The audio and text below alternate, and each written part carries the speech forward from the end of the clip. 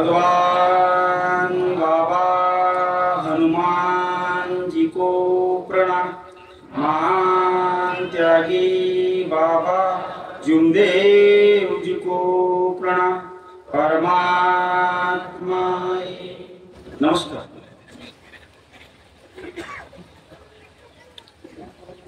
मला नाही वाटत सर्व लोकांना नमस्कार घेतला असेल असो। परमपूज्य परमात्मा ईश्वर मंडळ नागपूर मंडळाच्या वतीने व मानत्यागी बाबा जुमदेवजी यांच्या आदेशाप्रमाणे आज दिनांक 5/4/2025 रोज शनिवारला मौजा ढोरपा या गावामध्ये 5 सेवकांच्या निवासस्थानी नवे हवन कार्य पार पडले आणि त्या निमित्ताने या ठिकाणी एका भगवंताची चर्चा बैठक सुरू आहे।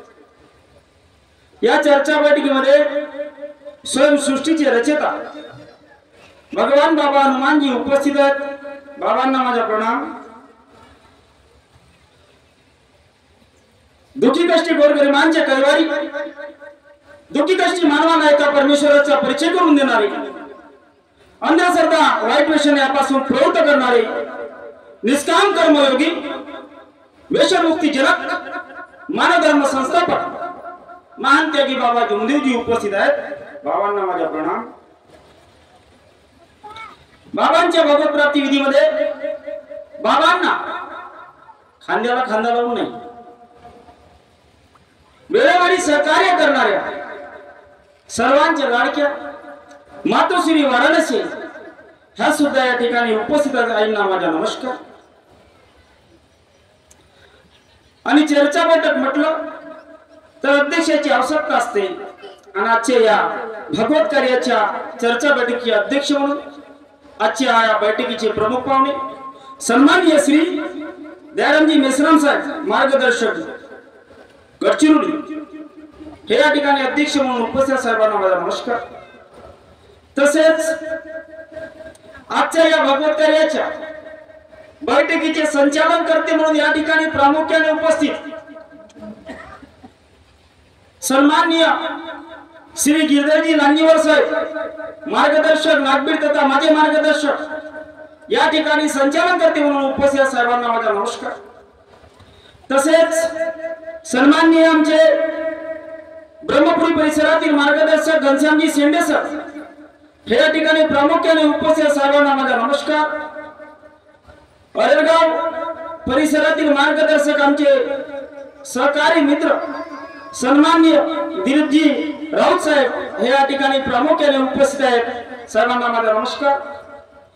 आवळगाव परिसरातील मार्गदर्शक सन्माननीय घनश्यामजी ठाकरे साहेब हे या ठिकाणी प्रामुख्याने उपस्थित आहेत। सर्वांना माझा नमस्कार। मंच मोठा आहे, व्यासपीठावरील बाबांचे सर्व सेवक यांना माझा नमस्कार। उपस्थित सेवक सेविका बालसेवक बालसेविका सर्वांना माझा नमस्कार। तरी अर्ध्या लोकांना नमस्कार नसेल। नमस्कार। अरे आपण सेवक आहो ना, नाही का? टकमक टकमक पाण्यापेक्षा आपण नमस्कार घेतलेलं बरं नाही का? नमस्काराचे माग मी एका बैठकीत फायदे सांगितले म्हणून एक लाईन आहे। सन्माननीय आमचे मित्र रामदादा त्यांनी तो गीत तयार केला, आता नवीन लॉन्चिंग झाला।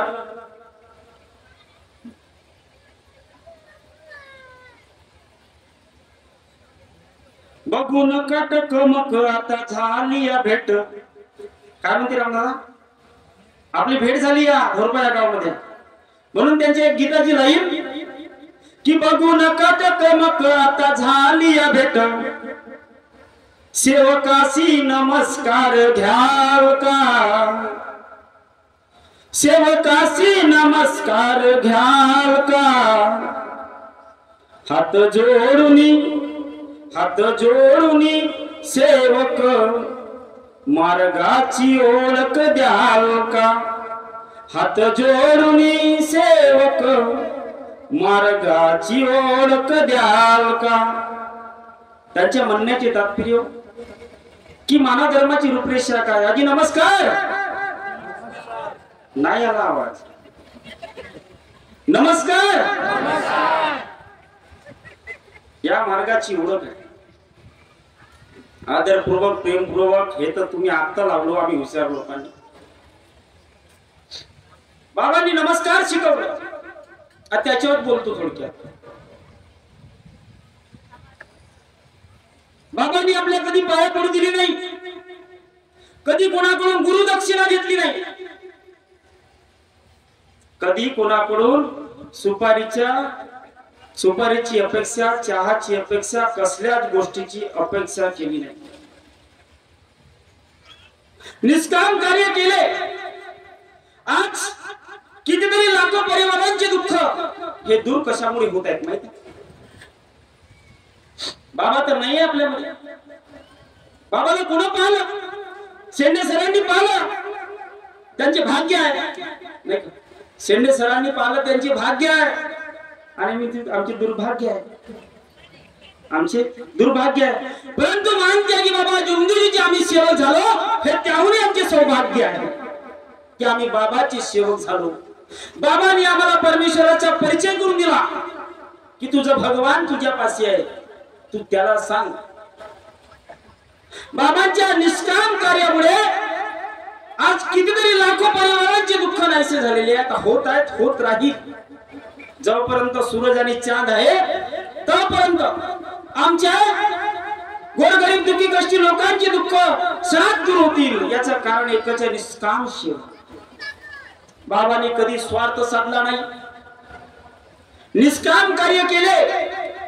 आणि त्या परमेश्वराचा अनादर होऊ नये म्हणून कोणत्याच व्यक्तीला आपल्या पायावरती डोकं टेकू दिलं नाही.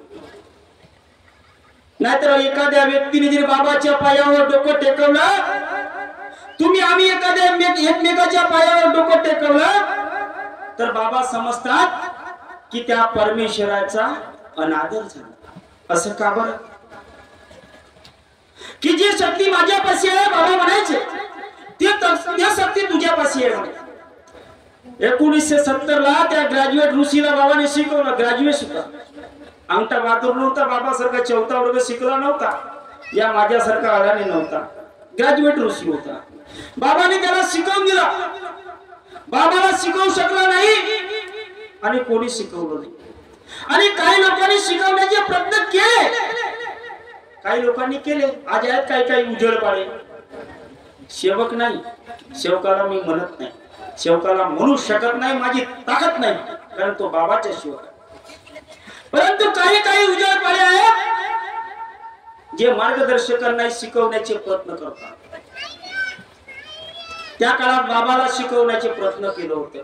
या मार्गाचे 2 नंबरचे सेवक बाजीरावजी माटे, त्यांच्या खूप मोठा अनुभव, खूप त्यांच्या पत्नीचा तर पक्काच मोठा अनुभव आहे, पण त्यांचाही काही कमी अनुभव नाहीये.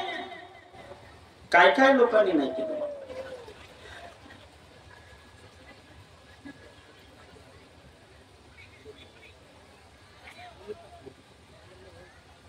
त्यांचा खूप मोठा अनुभव आहे. आणि बाबांच्या मांडी लावून बसणारे लोक जे आज मार्गदर्शकाच्या मांडी लावून बसतात, 12 वाजेतले 1 वाजेतले त्यांच्या टाइम खोटी करतात, त्या व्यक्तीने बाबाला शिवा दिल्या. आता जिवंत आहे, खोटं सांगत नाही. ज्या मार्गदर्शक समितीशी बसतो ते लोक आज बी जिवंत आहे बाबाच्या वेळात. त्या दिवशी बसलो तो त्यांनी सांगितलं, हा बाजीराव म्हणे बाबाला शिवा दे म्हणे. तो का सांगते लंगडा म्हणे बाबाला.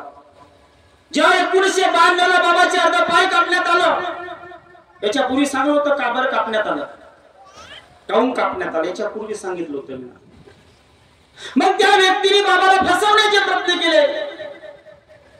बाबाची जे सत्याची नाव होती ते डगमगण्याचे प्रयत्न केले, पण बाबाने एकच सांगितलं, सत्य की नाव कोई कितना भी डुबाना चाहे वो डुबा नहीं सकता, डुबाने वाला एक दिन खुद डूब जाएगा बोले बाबावर इल्जाम नाही आणला लोकांनी, माझ्यासारख्या बेईमान लोकांनी. बाबांनी जेव्हा भवन बांधण्याचा विचार केला, जसं मार्गदर्शक कोणता कार्यक्रम करण्याचे विचार करते,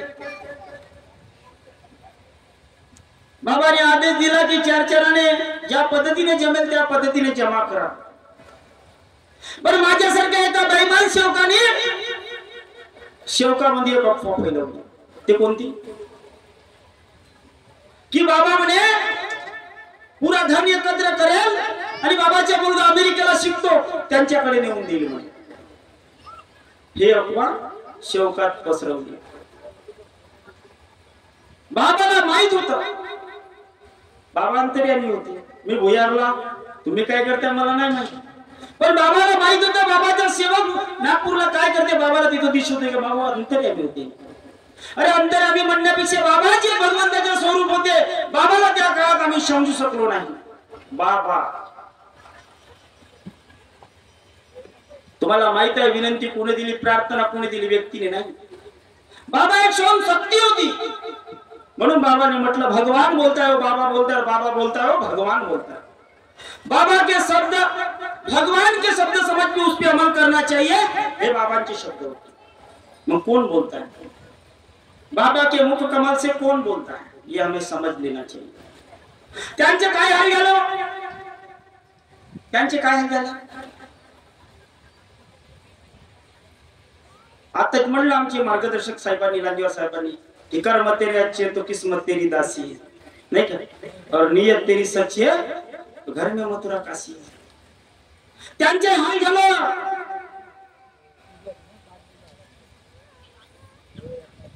त्यांना जो छंद होता चिलम पिण्याचा, त्या चिलमाचे या बिडीच्या गुल त्यांच्या धोत्रावर पडला. धोत्रावर गुल पडल्यावर कोणी पेटते का जग? कोणी पेटत नाही. पण आज जुने लोक सांगतात काय कशी अधोगती झाली या लोकांची. आणि आज बी होत आहे काही उजेड पाड्या लोकांची, काही उजेड पाड्या.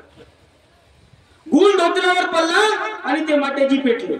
राऊत साहेब तुम्हाला माहित आहे कदाचित लोक, त्यांना नाही माहित, त्यांना मजाक वाटते देवी शक्ती होती. गुल त्या धोत्रावर पडला आणि माटेजी पेटला.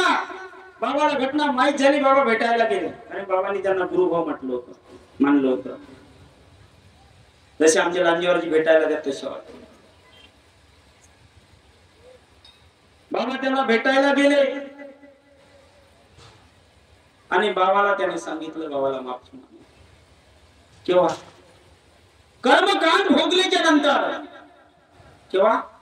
कर्मकांड भोगल्याच्या नंतर कर्माचा फल मिळाला आणि त्याचा मृत्यू झाला. कसा आहे उजेड पाड्या? म्हणलं आहे काय काय उजेड पाड्या नाही का. धर्मराज निमनावे बाबाला शिकवायला पाहिजे. बैठक मध्ये, चर्चा बैठक मध्ये जो ओम परमात्मा ज्यांनी स्थापना केला तो व्यक्ती निमनावे उमरटचा पहिला सेवक बाबाला शिकवण्याचा प्रयत्न केला होता. आज सेवक शिकवते मार्गदर्शक. शेंडे गुरुजी तुम्हाला समजत नाही, बसा मी सांगतो तसं आहे का. आहे ना काय काय उजेड पाडे आम्ही पाहतो. 12 वर्ष झाल्यात मला पाहूनच राहिलो. आणि किती उजेड पडून राहिला त्यांच्या जीवनात, त्यांच्या गृहस्थीमध्ये, हे सुद्धा आम्ही डोळ्यांनी पाहून राहिलो. उभं बोलायचे नाही म्हणे निमनावे. मार्गात राज्य असेल तर उभं बोलायचे नाही म्हणे निमनावेला बाबा, नाहीतर हकलपट्टी करून टाकीन म्हणे तू. आणि हे तुझ्या उमरेडचे सेवक असतील म्हणे तुझ्या पाठीमागा, ते घेऊन जा म्हणे. काही गरज नाही म्हणे मला बाई माणूस सेवकाची. मला माझ्या ध्येयाचे लोक पाहिजे म्हणे. माझ्या ध्येयाचे, माझ्या ध्येयाचे लोक पाहिजे म्हणे. तो गेला बाहेर आणि त्यांनी आपली वेगळीच दुकानदारी खोलली. अरे दिव्यापरी जळून जळण्याची वेळ आली. आज शिंदे सर, दिव्यापरी जळून जळण्याची वेळ आली.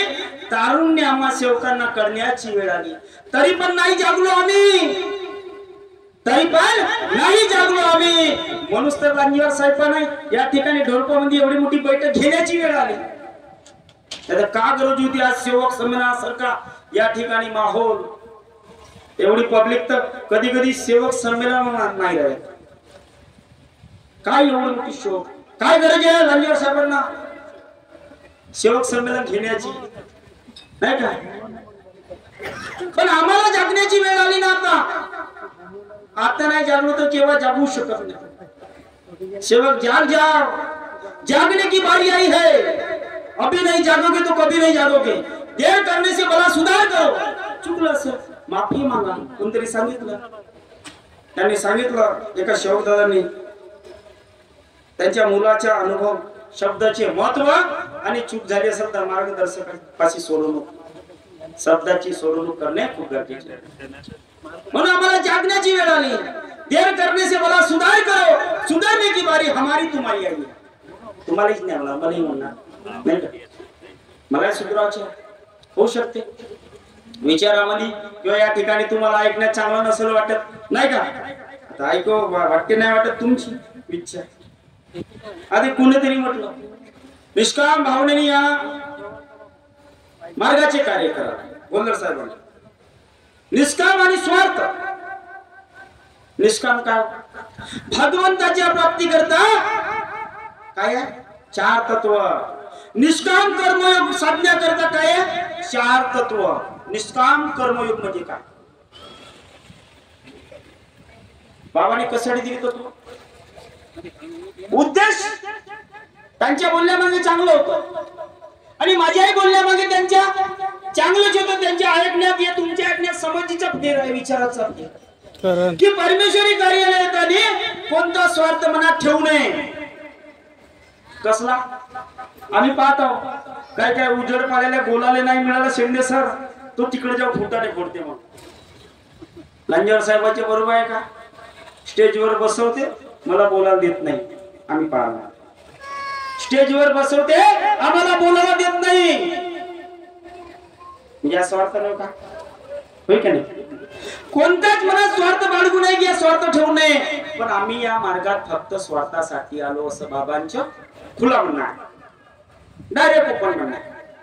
आम्ही या मार्गात फक्त स्वार्थासाठी आलो, निष्काम कार्य करण्यासाठी नाही आलो, हे बाबांचं म्हणणं आहे, माझ्या बापू आहे। आता कसं आलं? बाबा फक्त परमात्मा कार्य करण्यासाठी आले, बाबांनी परमार्थ कार्य केले। या दुःखी कष्टी मानवांना त्या परमेश्वराप्रती जागवण्याचे कार्य केले। कशानं? निष्काम भावनेनं। आता हे स्वयंसेवक आले, मला नरेश भाऊचा फोन आला काल रात्री की आपले स्वयंसेवक मिळतील का? हो मिळतात, म्हणजे फोन केला की तयारच राहतात। 15-20 जणांना विचार रात्री फोन केला, म्हणलं आपल्याला या ठिकाणी जायचे, कारण ते कंटिन्यू फिरत आहे। आज जयंतीच्या कार्यक्रमात त्यांच्या वेळ गेला, त्या दिवशी रात्री 4 तारखेच्या वेळ गेला। मला वाटलं ते बहुतेक नाही म्हणतील, पण त्यांना माहित आहे शब्द काय वाणी साहेबाच्या एका शब्दावर तयार झाले। हो साहेब तुम्ही म्हणाल तसं आले आपण निष्काम कार्य करतात। आज त्यांच्याकडून सुद्धा आपल्याला शिकण्याची गरज आहे आणि ते कार्य करण्याची गरज आहे, निवड डान्स करण्याची गरज नाही। बाबाने एक शब्द बोललाय निष्काम कार्य।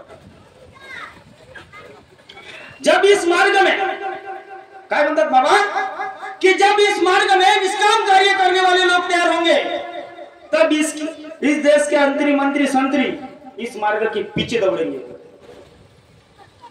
बड़े बड़े लोग इस मार्ग के पीछे दौड़ेंगे, बोले कब? स्वार्थी नहीं, निस्वार्थ कार्य लगेंगे तब, कि इस मार्ग में निष्काम कार्य करने वालों की गरज है, जो आज ये लोग कर रहे हैं। भिवापुर वाले हमारे मेरे ग्रुप के भी सेवक है, भुयार नीलज भिवापुर, आज गरज है। म्हणून माझे म्हणण्याचे तात्पर्य हे होतं की भगवत कार्याला येताना निष्काम भावनेने या, मनात कोणता स्वार्थ ठेवून येऊ नका। माझे मार्गदर्शकांनी मला शिकवलं, त्यांच्याच समोर सांगतो।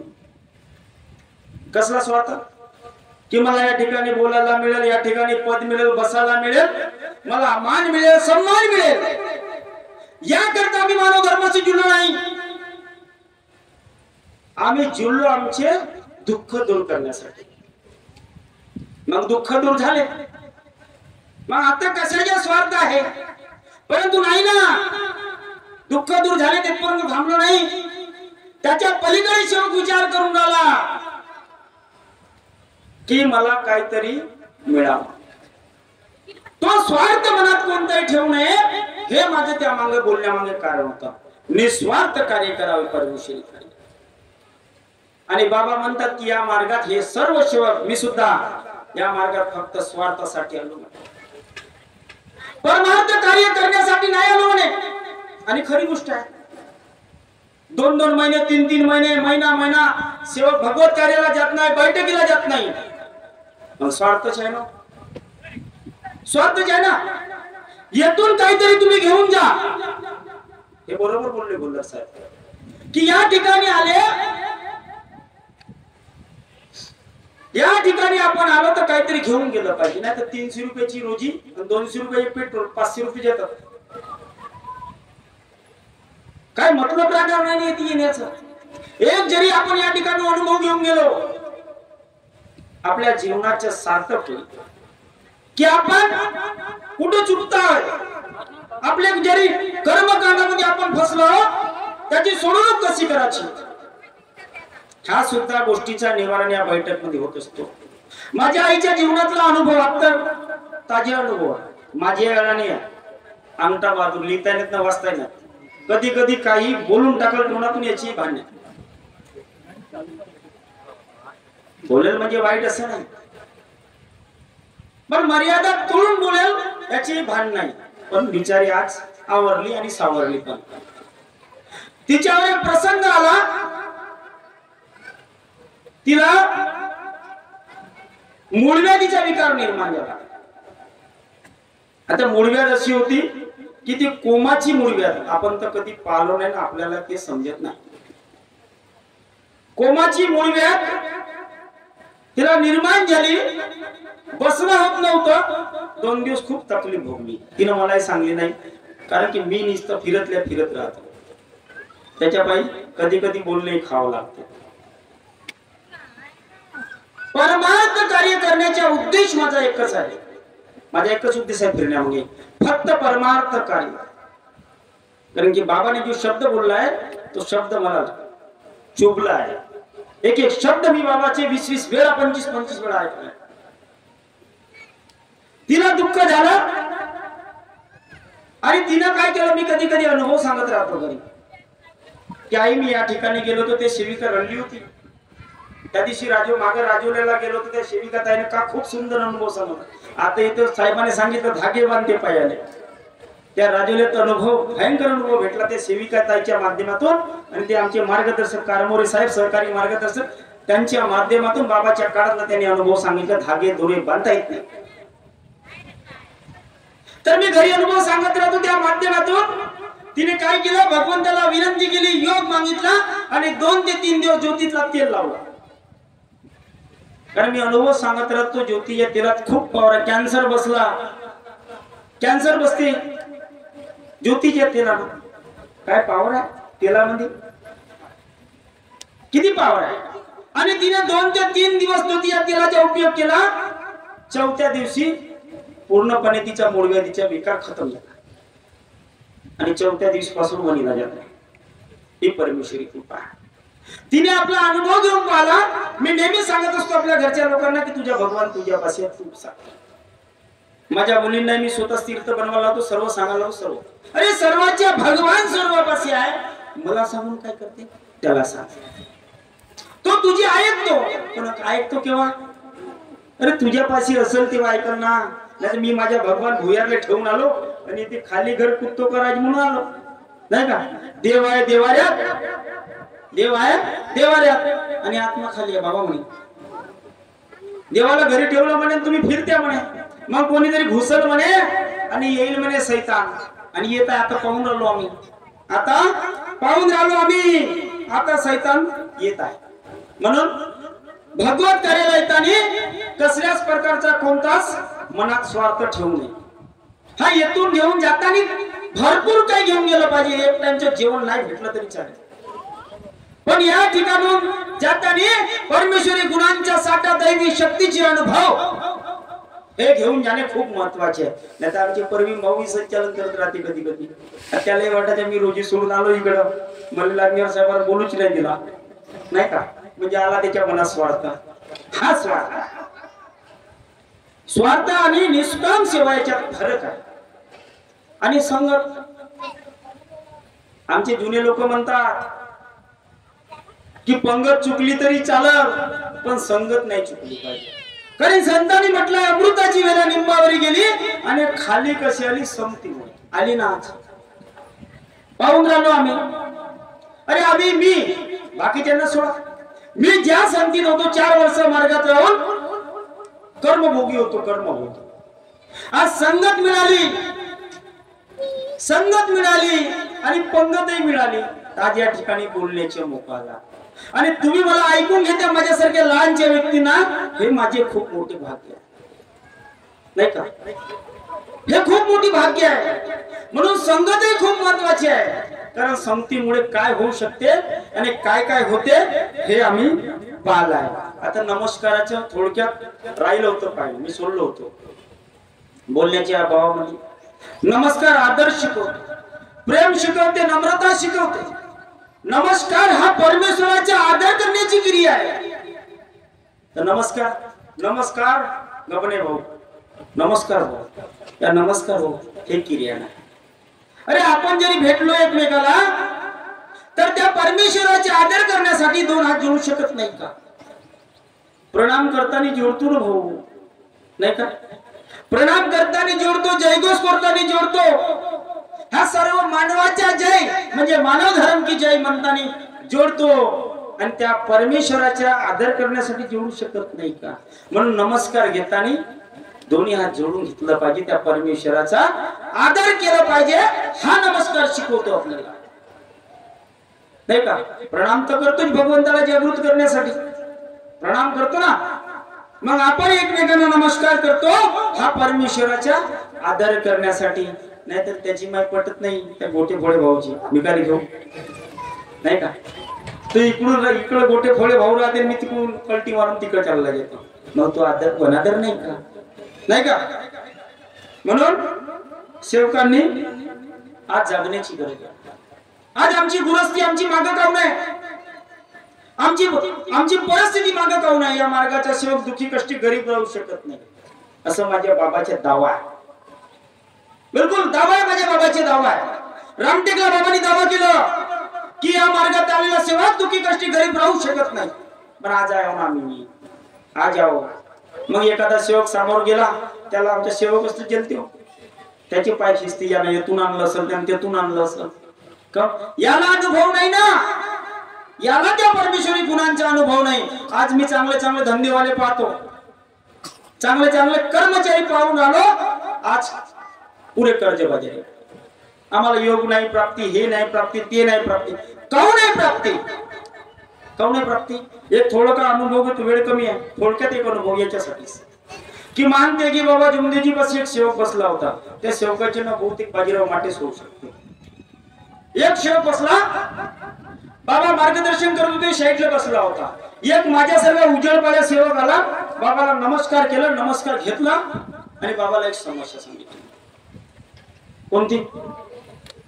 बाबा म्हणते माझी एक समस्या आहे. सांग म्हटलं बाबा. त्याने सांगितलं बाबा माझा म्हशीचा धंदा आहे, माझा म्हशीचा धंदा आहे आणि पशुखाद्य खूप महाग झालेला आहे.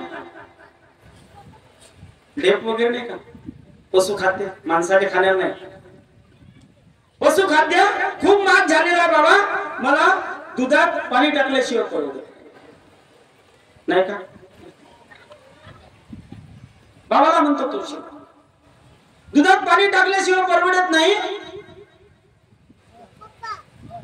तर बाबाला विचारा, कधी कधी मार्गदर्शकांना विचारते की सेवकांना काय मार्गदर्शन करावं. आमच्या लांजेवार साहेबांना पाशी बसतो, आम्हाला माहिती आहे. आणि मार्गदर्शक पदावर आलो तर काही नाही, काही थोडसा तरी अनुभव आले, जास्त नाही, थोडस सुद्धा. आता मला तर तेवढं काही समजत नाही, मी अडाणी अज्ञानी एक सेवक आहे. तो सेवक आला, बाबाला म्हणते की बाबा मला दुधात पाणी टाकल्याशिवाय परवडत नाही, कारण पशुखाद्य खूप महाग झालेलं आहे. बाबाने उत्तर दिलं, तुझ्या तू ठरव म्हणे. काय म्हणलं बाबा? तुझ्या तू ठरव म्हणे. गोटे फोडे दुधात पाणी किती टाकतेस, नाही टाकस तू ठरव. त्या वांग्यावर पाणी मारून ऐकतेस का कशी ऐकतेस तू ठरव. का ते आपला बांधकामाच्या ठेका घेतेस त्याच्यात खोटं बोलतेस का खरं बोलतेस तू ठरव. या मी धंदा करतो किराणा त्याच्यात खोटं बोलतो का खरं बोलतो तू ठरव म्हटलं बाबाने. बाबाचे मार्गदर्शन ऐकलं, बाबाशी नमस्कार घेतलं, निघून गेला. आता मला सवय सेवक निघून गेल्यावर मी माझ्या मार्गदर्शकापाशी बसूनच राहतो. कसं साहेब मला समजलं नाही मी म्हणतो माझ्या मार्गदर्शकांना, कारण ते माझे गुरु आहेत. त्यांनी सांगितलं सेवकांनी खरी गोष्ट बोलले ते. बाबांची जे मार्गदर्शन शब्द आहे ते आहे आणि त्याला कोणी डावलू शकत नाही. त्याचे आमच्या ग्रुप आहे, मुकट बोलत नाही वाऱ्यावर. तो सेवक म्हणते बाबाला, बाबा कसं मला समजलं नाही. बाबाने त्याला समजावून सांगितलं. बाबाने त्याला समजावून सांगितलं की मी जरी त्याला म्हटलं असतं म्हणे की तू दुधात पाणी टाक, तुला परवडत नाही तर तू दुधात पाणी टाक, तर माझ्या सत्य मार खाल्लं असतं म्हणे. आणि नको टाकू म्हणलं असतं म्हणे तर त्याचे दंड मार खाल्लं असतं म्हणे. पा सत्य हा भगवान आहे, भगवान हा सत्य. बाबांनी सत्याला धरून चाललं म्हणून इमान हा भगवान आहे म्हणे. हा मोबाईल आहे ते फोटो आहे, भगवान आहे असं कधी नाही म्हटलं बाबांनी. अंधेड्यासारखे जीवन जगून राहिलो या मार्गाचे लोक बाबा म्हणे, मी नाही म्हणत. आणि खरी गोष्ट आहे, बिलकुल अंधेडे आवा मी. आज मला खंत वाटते म्हणे की 40 वर्षांमध्ये मी सेवकांना काही शिकवू शकलो नाही. आज खंत वाटते म्हणून शिकवलं नाही का, शिकवलं आम्ही शिकलो नाही हे आमचे दुर्भाग्य आहे. बाबांनी त्या जवळच्या सेवकाला म्हटलं त्याचे त्याला ठरवायचे म्हणे, त्याच्या त्याला ठरवायचे म्हणे काय करायचे. ज्याच्या त्याच्यापाशी दिलाय म्हणे बाबा, तुझ्या भगवान तुझ्यापाशी आहे म्हणे, तू ठरव म्हणे काय करायचे. आता धंद्यामध्ये बी आमचे गोटे घोडे भाऊ इमानदारीनं वागते का बैमानीनं वागते त्याचे त्याला ठराव. म्हणून काही काही लोकांच्या गृहस्थ्या ह्या माग काढून आल्या. याचे जेव्हा मी कारण धुंडतो ना त्या आम्हाला चुका आढळतात, बिलकुल आढळतात. आम्ही कितीतरी पाहिलाय साहेबांशी, आम्ही कितीतरी गोष्टी डिस्कस केला. म्हणून आमच्या गुरुस्थीवर जाऊन नाही राहिले, आम्ही सत्याचा मार्ग पकडला नाही, असत्याच्या मार्गाने जाऊन राहिलो. बाबांनी म्हटलं आज मार्गाने जाऊन श्रीमंत बनण्याचा प्रयत्न करू नका, अंतरून राहून बुद्धी बुद्धी पाय पसरा, अंतरून राहून अंतरून पाय पसरा. पण आज आम्हाला कुठे सवय हो, आज मार्गाने जाऊन झटपट लखपती होण्याचे प्रयत्न करतो आणि पटन पडतो. म्हणून माझ्या एका मित्राने म्हटलं होतं की भगवान देता है तो छप्पर फाड़ के देता है बोले, और लेके जाता है तो चमड़ी उधेड़ उधेड़ के लेके जाता है. ते रियल गोष्ट आहे. देव देतो आणि या मार्गात कोण नेतो. जुने लोक वेगळं म्हणे, पण या मार्गात कोण नेतो, आमचे कर्म नेतो. भगवान देतो आणि आमचे कर्म नेतो. या मार्गात अटल सत्य आहे. म्हणून आम्हाला जागण्याची गरज आहे. आणि बोलणं पुष्कळ आहे, अनुभवही पुष्कळ आहे, विषयही खूप पुष्कळ आहे. बोलतो म्हणलं तर पुष्कळाने वेळ कमी आहे. म्हणून संगत करताना विचार करा, व्यवहार करताना विचार करा. आपण कोणाला फसवून राहिलो, कोणाशी कसं बोलून राहिलो, शब्द कशी देऊन राहिलो. विनंती सकाळी करतो आपण, विनंती बहुत महत्वाच्या प्लॅटफॉर्म आहे, खूप महत्वाची. आणि विनंती आपण जो करतो त्या विनंतीच्या दैनंदिन जीवनात त्याप्रमाणे आपण कार्य करतो का एवढं आपण लक्षात ठेवावं. आणि सायंकाळच्या प्रार्थनेत त्याची सोडवणूक करावी. म्हणून जाता जाता एकच म्हणू इच्छितो की बाबा मोजू नाही शकत तुमची कोणी तुमच्या कर्तृत्वाची. बाबा मोजू नाही शकत तुमची कोणी तुमच्या कर्तृत्वाची. तुम्ही जगाला शिकवली व्याख्या माणसातल्या माणुसकीची, तुम्ही जगाला शिकवली व्याख्या माणसातल्या माणुसकीची. एवढे बोलून आपल्या शब्दाला या ठिकाणी विराम देतो. सर्वांना माझा नमस्कार.